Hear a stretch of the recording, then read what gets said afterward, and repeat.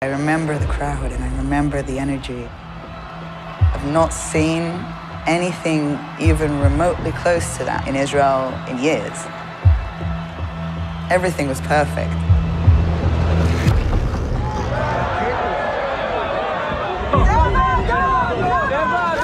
The most rockets I've ever seen in my life. בשנייה, כאילו, הכל התהפך. הם התחילו לרוץ בכל המקום, אף אחד לא יודע מה לעשות, אנשים דלוקים. איזה באזר, כולם בסאטלות. נפתח לי החיים באמא. היינו אופטימיים, שזה זהירותיים, וזה יבוא. פיצוצים מעוטף עזה, המסיבה נגמרה, כולם מתפנים. The moment I opened my door, I heard the first bullet. רק אז אני מבינה למה היה פקק.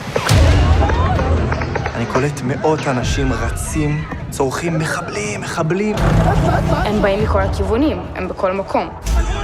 זה או שאתם רוצים עכשיו ונשארים בחיים, או שאתם נשארים כאן ואין אתכם. אתה פשוט רואה אותם איך הם טובחים בך. זה היה כמו משחקי הדיונון. אנשים נופלים אחד. כמו מטרות. אני לא מת, אין מצב, אני לא מת. כדורים עופים לנו מעל הראש, ולא מבינים איך אנחנו בחיים. הלו. תיזהר. חברים שלך צריכים טיפול רפואי. הם נהרגו! They were smiling, like it was a game that they won. אני מתחבאת פה בתוך המקרר. אין מצב שאושרי נשאר יתום. מה לא מגיע להם לקבור ילדה? די השלמתי עם זה שאני החלמתי. ידעתי שאני לא יכולה לצרוח. אני לא יכולה אפילו לבכות.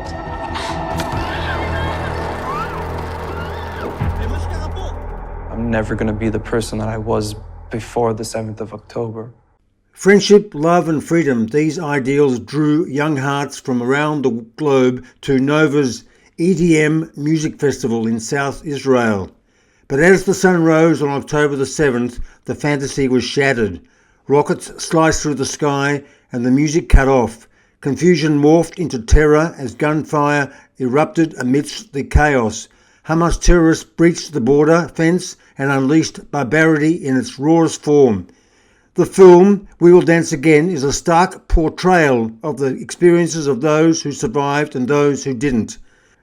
I interview the director, Yariv Mozer, whose film meticulously reconstructs the horrifying events, capturing the raw emotions and heroism that emerged amidst the senseless violence. So welcome to the Israel Connection, Yariv. Once again, it's been 7 years since we last spoke, but we're back again. And thank you for having me, and thank you for this honor. Well, it's mine indeed. On the anniversary almost of October the 7th, this is really clearly something that we should be talking about. So why did you decide to make a film about the Hamas attack on the Nova Music Festival on October the 7th, when this motif has been and is being covered by many other filmmakers? So on October 7th, I was at my apartment here in Tel Aviv under the rockets and sirens, and it was on these moments that the story was evolving on the news, which I understood the scope and scale of this terror attack, that I decided that I want to do something as a documentary filmmaker, and to be where the things are taking place, to see it in my own eyes, to see the remains of that enormous massacre that happened on that day.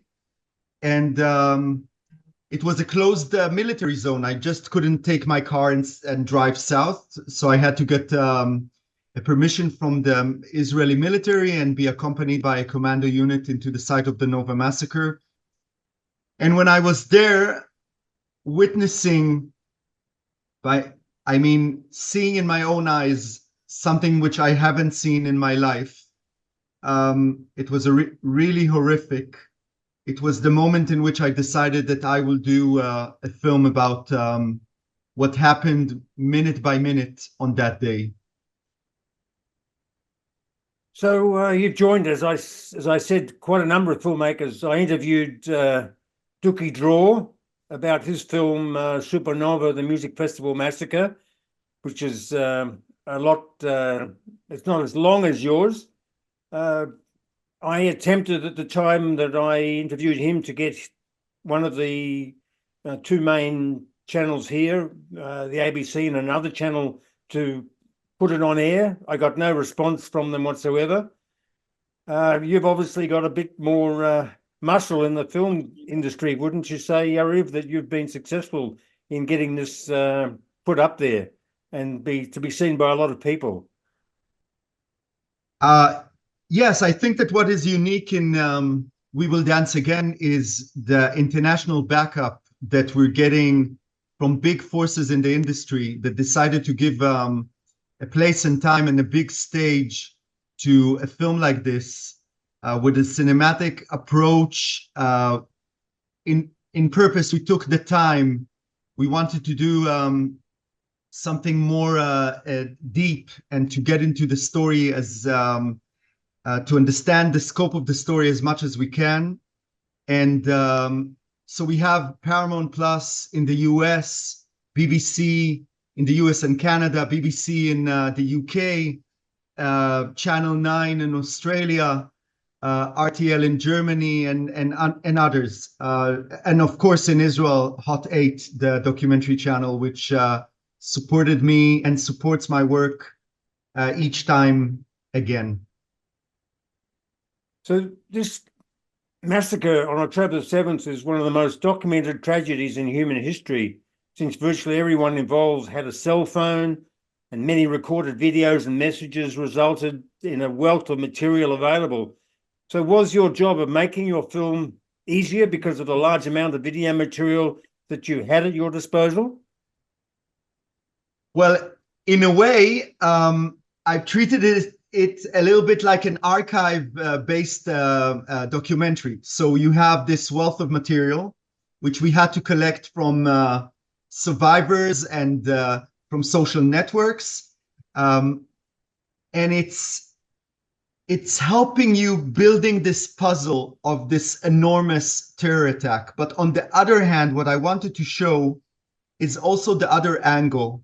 And the other angle is Hamas. So at the same time that those innocent, harmless partygoers who were sitting ducks in front of Hamas terror were filming with their own cell phones, Hamas terrorists came with GoPro cameras and captivated and captured their atrocities, bragging, enjoying, joyfully putting it on social networks, which, by the way, Hamas then took off because it harmed its image. So I had a team collecting this from social networks, but also we approached unofficial channels in Israel to get and put our hands on full video material, so I'll be able to show the other side. And I think that that is the most important thing, because then this film becomes an evidence. It becomes the truth in front of your eyes. There is no place for, denial after watching those images that are being shown in the film. As you just mentioned earlier, the rights to your film have been purchased by the Nine Network in Australia. The channel has scheduled the award-winning feature documentary you've produced to be aired on October the 7th, marking the one-year anniversary of this tragedy. Do you know anything about how the documentary will be screened on that channel? What format or they've got the rights and it's just up to them to do what they like with it? Well, it's the same version. They're not allowed to edit it or change it. So it's the 90 minutes documentary. I personally don't know of Channel 9. You need to explain to me what is the meaning of I heard that it's a big channel and very popular in Australia. So, and it's not a public channel, right? So it's a commercial channel. Yes. Am I correct? Yes.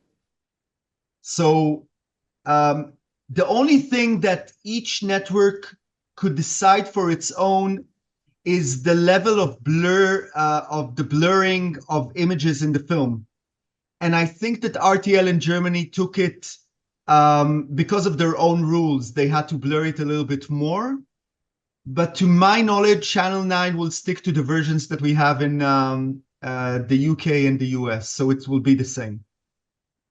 Yeah, when you're saying that Channel 9 is a commercial station, and of course with commercial stations they play advertisements every now and again to the annoyance of the audience. The RTL are also a commercial network, and they did play it.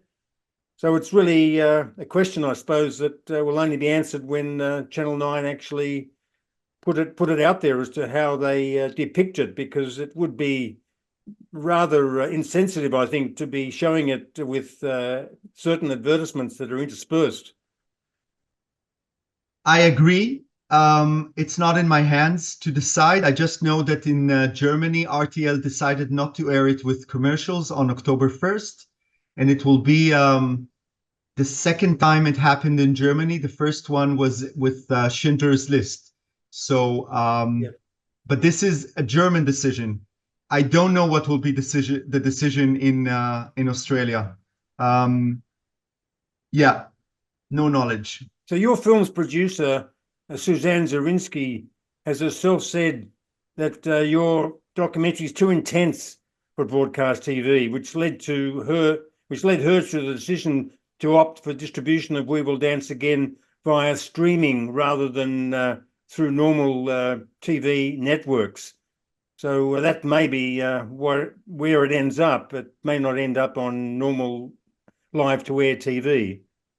Well, we are fighting for it, and this is exactly what you mentioned before. The breaks for commercials is the thing that Susan is concerned about. So if she will manage to find a slot or something respectful that will give on a open channel, which in the case of Paramount, it's CBS. So if she will manage to find the right slot on CBS, maybe we will achieve it, but I can't say that we're already there.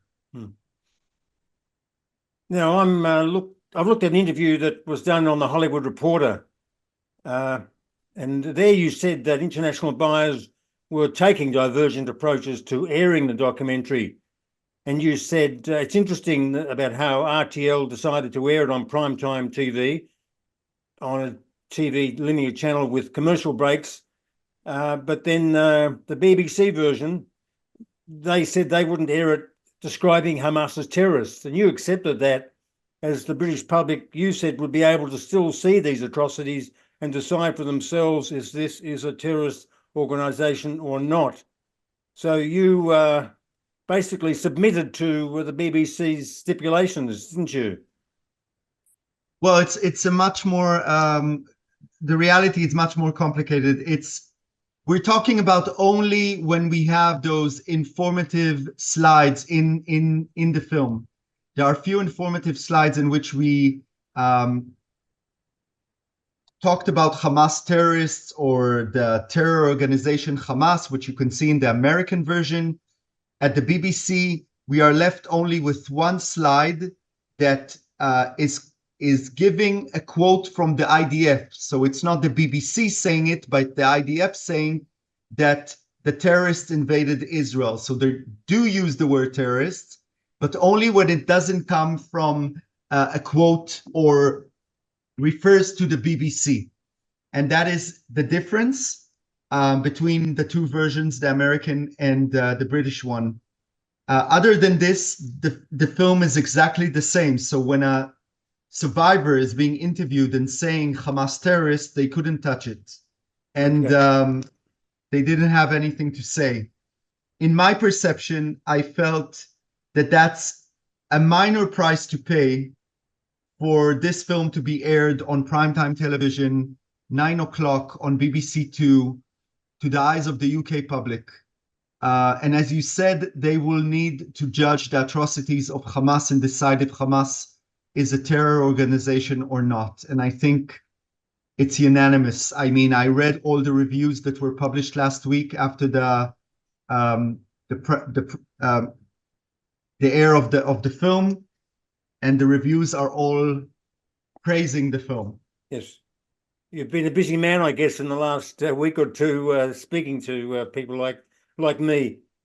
What I've heard is, though, that the version shown on BBC Two began with a warning saying this film cannot tell everyone's story. I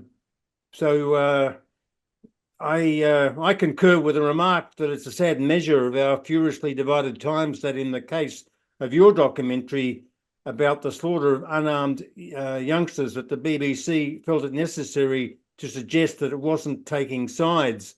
This is, I mean, you're probably aware that there's been a very damning report about the blatant bias against Israel on the BBC. And I think this is just a manifestation of that kind of behavior, isn't it? I do agree. I was not the one writing those slides and those different slides that came in America and in the UK, and of course will not be in the Israeli version. Yes, a film cannot tell the two sides. I don't think it should tell the two sides in this case. I think that it's a non-political film that shed light on what happened, on the truth of what happened on the 7th of October to us Israelis, but not only Israelis, by the way. I think in terms of when I say Israelis, people usually think about Jews, but there were not only Jews in this party, in this massacre. There were Jews and Christians and Buddhists and Muslims that became victims of Hamas terror. So, you know, I'm saying, yeah, this is the BBC and Paramount, and as long as people will watch the film as the film is, in my perception, it's a lot. Definitely in the world we live in today. I mean, I encourage you to open any big platform, international one, on the 7th of October. Give me the names: Netflix, Amazon, Apple, Disney, Hulu, and look if they will air something on that day that will be in memory of what happened on the 7th of October. So I think we should all be thankful and grateful to Paramount Plus and to BBC and Channel 9 and any other network that will give the place to the memory and recognition of what happened on October 7th. So we understand how many are denying or avoiding the talk about this, of what happened to us. Yes, most certainly. Now, you've just said that you reckon that your film is not a political film. And as your producer insists, from what I've read of her comments, she says it's a record of history. According to the New York Times review, it says there that it would be disingenuous to say that a film released in advance of the attack's anniversary and in the middle of an active war could somehow be seen apart from the divisive politics surrounding the region. So you haven't explicitly dived into the political issues, but it can't be divorced really from the political issues that are driving this war or these wars that are going on at the present time. I think that what hides in your question, and I don't think that it comes from you, but from the quotes that you refer to from the New York Times and everything, is that this film is there to justify or to help the state of Israel in justifying the war in Gaza or anything like this. For me, this film is a reminder of where it all began, how it all started, the fact that there was a ceasefire and Hamas decided to invade to Israel. Till this day, I'm asking myself, what did Hamas try to achieve for the Palestinian people, and what did they achieve since then? I don't see any result, positive one, for the Palestinian people. And at the same time, I think that this film is very critical also for us Israelis. I mean, there are still open questions and answers that we wait as the Israeli public, and I think also for the Jewish people in general, that the state of Israel still didn't give us those answers. They deny appointing an investigative committee that will look into what happened on the 7th of October. And I think that this film is uncomfortable also for people in Israel in those positions that we all see responsible for what happened on October 7th.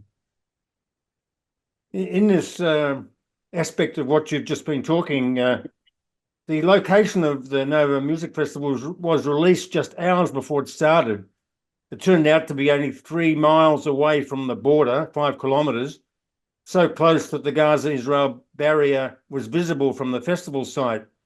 Now, I would assume that those who attended may well have purchased their tickets in advance. They didn't know where they were going. This all seems to point... No? Are you shaking your head? I think this points a very critical finger.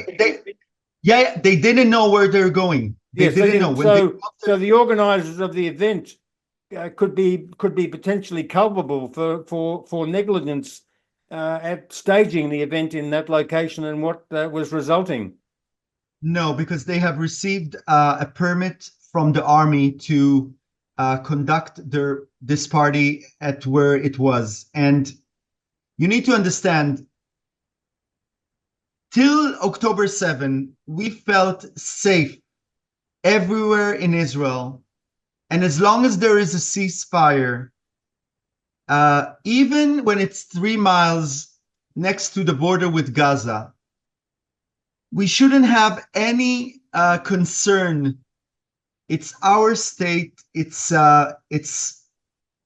have the Israeli Defense Forces, and we can have a party or a festival on our holiday next to the borders of Israel. This is how it is. So I don't see, well, as I said, we are still waiting to receive answers how it happened, why there was no advanced alert that will give the army in advance information of what's going to happen. These are all things that we are still waiting to hear, but I do not criticize not the organizers nor the kids that came to dance in that specific area. And as you said, most of them didn't know where they were dancing. But still, this is our country. It's like, well, Australia doesn't have borders with any country, with any other country, but I don't know why. Japan will start firing missiles to Australia. Yeah, we have our disputes between our states, but they don't end up usually with any weapons firing. Exactly. Now, I've checked out your filmography, Yariv, and you've not been making a lot of films in recent times. From what I can see, it says on Wikipedia. Maybe you can correct me. I interviewed you, as I said earlier, back in 2017 about your film Ben Gurion Epilogue. And the last I'm aware of what you have made is the documentary series The Devil's Confession, The Lost Eichmann Tapes, which came out a couple of years ago, drawing on interview recordings of Adolf Eichmann made by a Dutch Nazi journalist, Willem Sassen, which I've seen. Great series. Now, you also served in the Second Lebanon War, Yariv, and you made a very personal film called My First War, which I'm very glad to say for my listeners that it's available for free viewing on YouTube. You should be aware of this, I guess. Now, the war that's going on at the moment is two wars on two fronts, Gaza and Lebanon.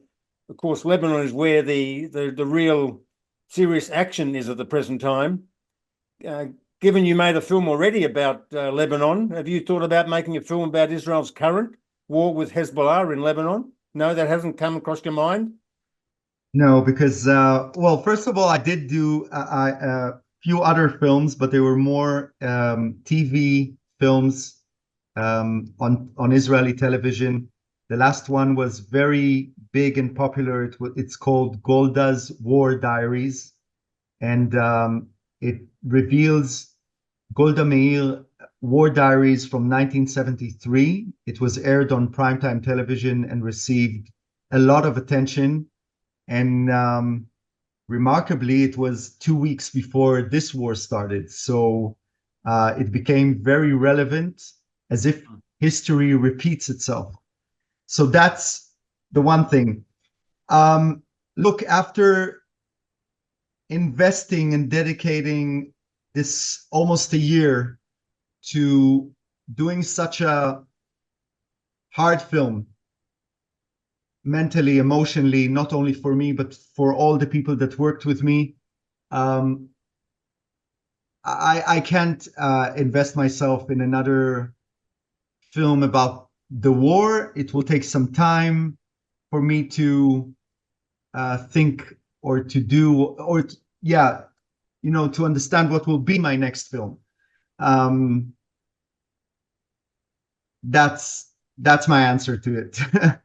Well, there's no rush. We're not putting any pressure on you at all, Yariv. There's no doubt about it. Because of what you just produced, which we're about to see publicly. It was shown here by the UIA in Melbourne at a private screening, and the report I had back from that was people at the end of it were stupefied. There was a deathly silence in the theater. People they didn't know what to say or how to react. It just knocked people right out. And of course, this is the effect that your film is having, and that's important. Thank you. I heard the same, by the way, from that specific screening. Yes. But it happens in every screening that we have since then, in the US, in Israel, in the UK. Every place that I went with the film, it's the same reactions. And I'm very glad about it, of course. Well, I thank you for talking to us on the Israel Connection again, and thank you. Maybe in a few years' time we'll speak again after you've produced or directed another great film. And wish me that maybe my next film, and maybe the time that we will meet again, will be on something more light.